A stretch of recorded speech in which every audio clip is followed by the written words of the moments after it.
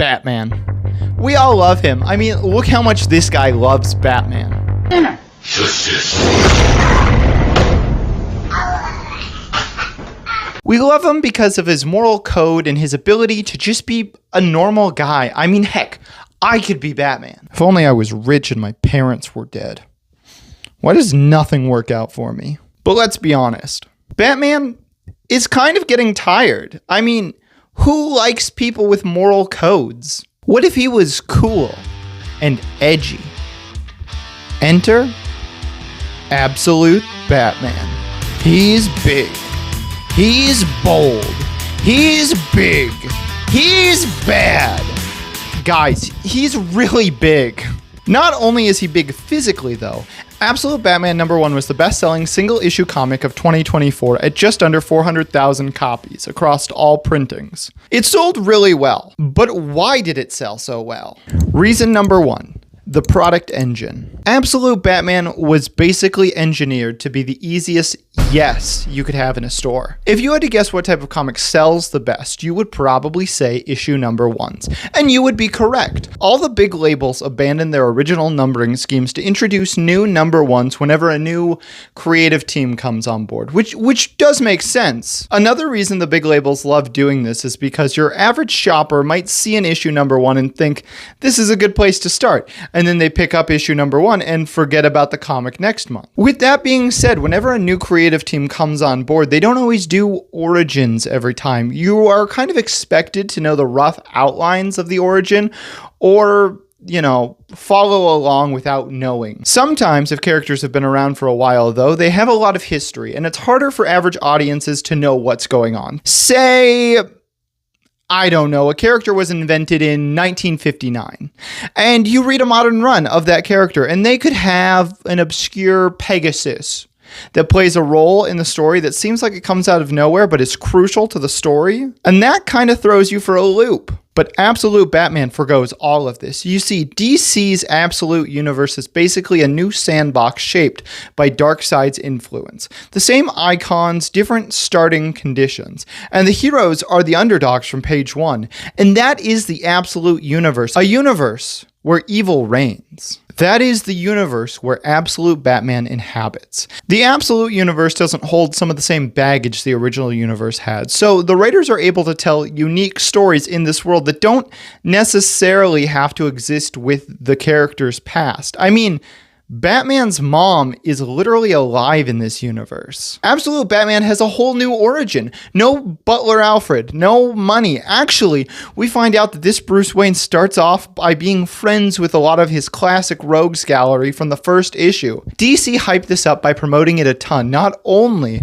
what was in the book, but also what wasn't in the book. And that seems like a weird way to market something, by marketing it not what the book contains, but what the book doesn't. In creating a new universe where all of our characters have different origins, it allows readers to jump in with no homework, no extracurriculars, and they don't have to know about Pegasus beforehand. Reason #2, the attention was unavoidable. People mocked this man into infamy. People on the internet were asking, why does he look like that? Why is he built like a fridge? But this didn't hurt the character. Oh, no. This created a conversation. This got everyone talking. Everyone noticed it, just like that original Sonic design.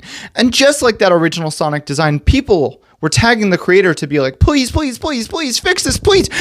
Please, James Gunn, fix this, please. James Gunn replied, I have no jurisdiction over the comics, which just got people talking about it even more because James Gunn said a thing. Even the creator of Absolute Batman joined the conversation about the symbol on his chest by saying that every angry tweet only makes it grow 1% bigger. This reinforced that this was planned. This wasn't accidentally stupid like that stupid Sonic design. No, they planned Absolute Batman to look like this.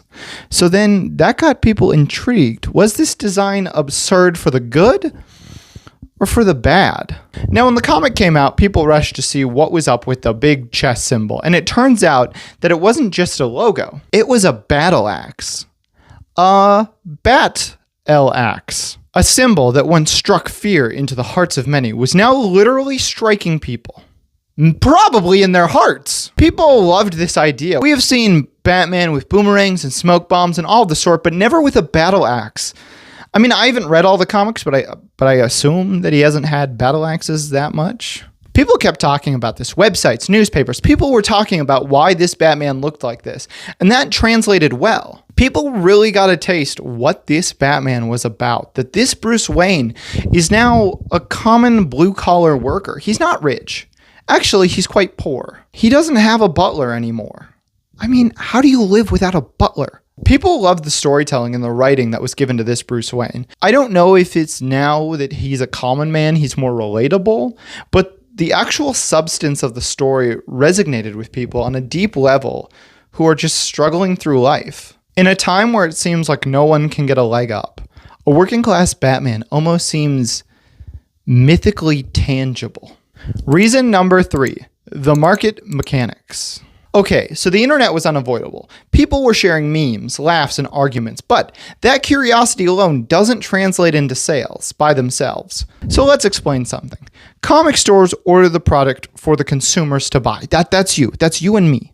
We're in this together. But when you want more and more comics, the comic store needs to go back to the distributor and say, hey, I need more. So the distributor needs to do a reprint. So when your second printing is ordered on the release day of your comic, that's a good sign. When the third printing comes out, that's a really good sign. People see the sold out messages and that makes them want it even more. But when the fourth printing happens, and it includes variant covers and foil covers, so that more people who bought the issue would buy it again. It's fantastic. The cycle kept repeating itself. DC just kept people talking by ordering more reprints. The headlines of reprints on their way just got more and more people talking about it. I've heard this comic is good, but is it this good? Maybe I do need to check it out. On DC's website, they had Absolute Batman listed amongst their best-selling comics just to promote it. It was amongst things like Kingdom Come, All-Star Superman, and The Dark Knight Returns. Then they kept coming out with more and more variant covers. People had to collect them all. I mean, will my collection even be complete if I don't have all 60 variant covers? Which got people talking, which got more people checking it out. Word of mouth spread with this thing, and it wasn't enough. Then came the blind bags. People had the option of pulling Absolute Batman #1 out of the blind bag, and it didn't matter whether you had it or not. You had a blind bag, and you were excited to pull Absolute Batman #1. Places were sold out because of how many people bought this comic. DC would not stop hyping up this comic. This comic continued in popularity, not even just past issue #1. Normally, there's a big drop-off after issue #1s because comics are a month-to-month thing. When the second issue comes out in a month, people aren't as excited or they get busy and they don't end up buying it. That was not the case with Absolute Batman. Issue #2 sold well. Issue #3 sold well.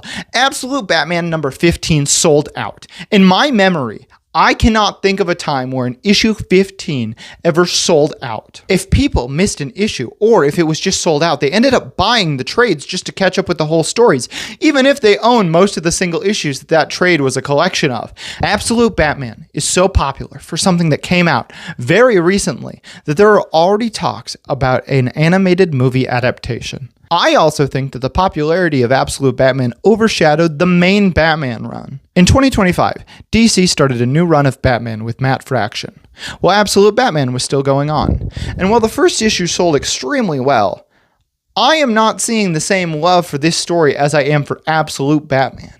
I think it's simply too good. I think the main takeaway is that Batman sells. Even when it's an alternate universe Batman, he sells. Heck, I bought Deadpool Batman #1 because it had Batman. Actually, that's a lie. I bought it for this variant cover with Crypto and Jeff. All I can say about that is that this crossover sucked, and this one was good. The main difference is, sure, Absolute Batman #1 sold, but the sales kept up until the end. Absolute Batman #13 sold 200,000 copies.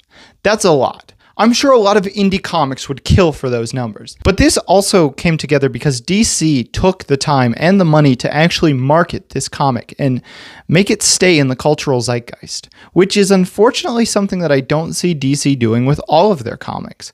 Maybe it's because it is Batman, but I feel like Absolute Wonder Woman, Superman, Flash, Green Lantern, and Martian Manhunter never got the love that it seems like Batman was shown. I mean, it was amazing that this character was given the chance to sell 400,000 comics and be this big. But it is a little sad that it feels like it only sold that well because DC cared about it.